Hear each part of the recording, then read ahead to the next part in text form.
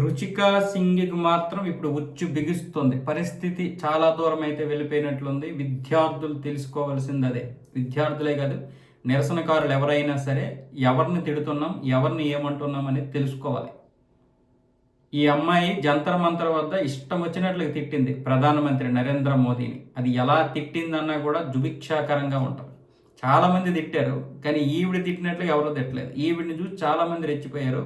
ఇప్పుడు గజియాబాద్కు చెందినటువంటి స్మృతి సింగ్ అనే ఒక ఆవిడ మొన్న గజియాబాద్లో 0 ఎఫ్ఐఆర్ నమోదు చేయించింది. అంటే దేశంలో ఎక్కడ ఏం జరిగినా సరే 0 ఎఫ్ఐఆర్ నమోదు చేయొచ్చు.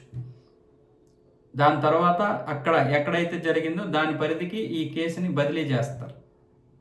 సో ఆ విధంగా ఈవిడ మీద గజియాబాద్లో గౌతమి బుద్ధ నగర్లో దీని గురించి కేసు నమోదైతే ఇప్పుడు దాన్ని జంతర్ మంతర్ వద్ద ఉన్నటువంటి పోలీస్ స్టేషన్ పరిధిలోకి తీసుకువెళ్ళారు. ఈ రుచికా సింగ్ అనేటువంటి ఆవిడ్ని ఇప్పుడు ఈరోజు మొత్తం కోర్టు చుట్టూ తిప్పేటటువంటి పరిస్థితి. కోర్టులు ఎలాంటి శిక్షలు వేస్తాయి కూడా తెలియదు. ప్రస్తుతానికి సౌరవ్ దాస్ గారు ఈ అమ్మాయిని రక్షించే విధంగా క్రిమినల్ కేసులు అమ్మాయి మీద పెట్టడం కరెక్ట్ కాదు, అవసరమైతే పరువు నష్టం దావా వేయండి. పరువు నష్టం దావా ఎందుకు వేస్తారా భయ్?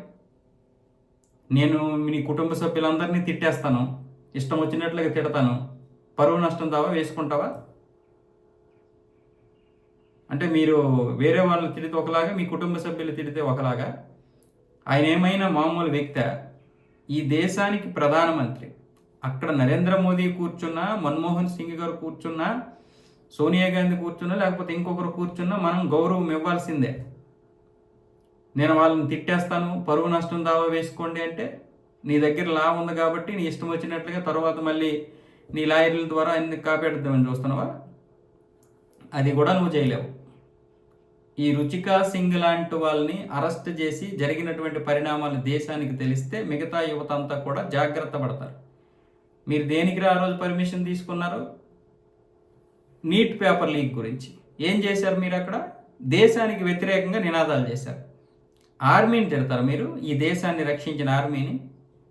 హిందువుల మనోభావాలను దెబ్బతీసే విధంగా రాముల వారిని, సీతమ్మ వారిని తిడతారా మీరు? ఈ దేశానికి రక్షణగా ఉన్నటువంటి 370 రద్దుని మీరు మళ్ళీ అమలు చేస్తామంటారా? లద్దాఖ్ని మళ్ళీ చైనాలో కలుపుతామంటారా?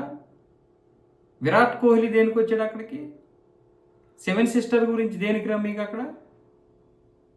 ఇప్పుడు ఇవన్నీ లాగితే వీళ్ళ యొక్క డొంకంతా కదులుతుందని చెప్పి వీడి భయం. ఈ రుచికా సింగ్ లాంటి వాళ్ళని విడిచిపెట్టే ప్రసక్తే ఉండకూడదు. ఎందుకంటే విద్యార్థులు వాళ్ళ యొక్క విచక్షణారహితాన్ని కోల్పోతున్నారు ఇలాంటి వెధవల వల్ల. ఈ పాప పేరుకే మహిళ అనుకోవడం కానీ, ఇంత దౌర్భాగ్యం, ఇంత గలీజు, మరి ఇక్కడ బూతులు వస్తాయి కానీ గలీజు ఉండరు, ఇంత వెధవలు ఉండరు. ఇలాంటి వాళ్ళకి ఇదే కరెక్ట్ అయినటువంటి శిక్ష.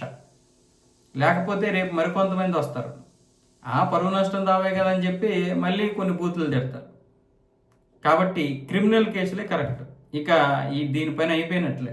ఎందుకు అంటే ఇలా చెప్తున్నాను అంటే గౌరవం ఉంది, కానీ అంత దారుణంగా ఎవరైనా తిడతారా? తిట్టడం కాదు, వాళ్ళ అమ్మగారిని ఎంత అవమానించిందో తెలుసా?